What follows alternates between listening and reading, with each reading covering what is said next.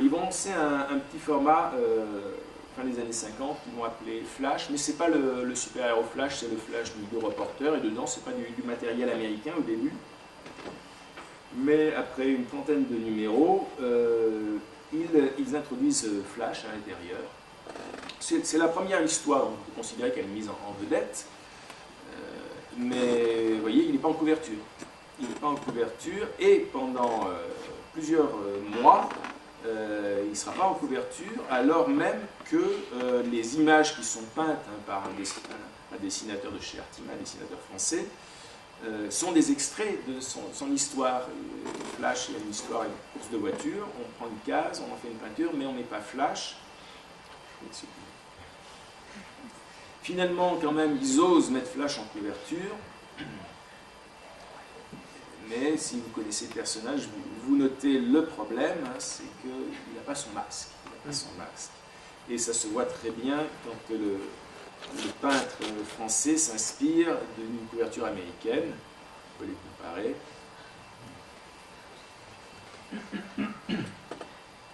Et c'est pareil, évidemment, à l'intérieur, le personnage n'a pas son masque, ce qui fait que, par exemple, en tant que Flash, il va rencontrer Iris, sa petite amie, et quelques instants après, être en Barry Allen civil et manger avec sa petite amie, elle ne le reconnaît pas.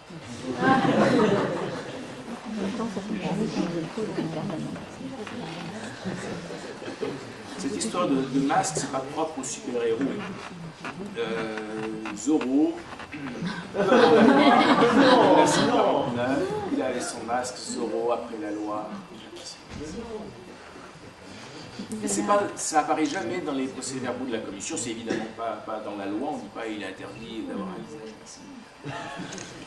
Je pense que c'était dit aux éditeurs lorsqu'ils étaient convoqués au secrétariat de la commission pour qu'on leur fasse des reproches, on devait là leur dire il ne faut pas de masque. Alors pourquoi pas de masque si ce n'est pas mentionné dans la loi?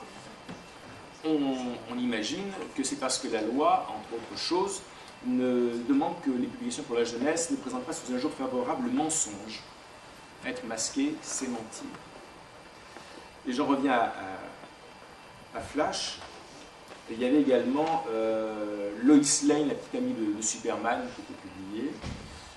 Aux États-Unis, ces histoires sont avec Superman. Superman est sur les couvertures.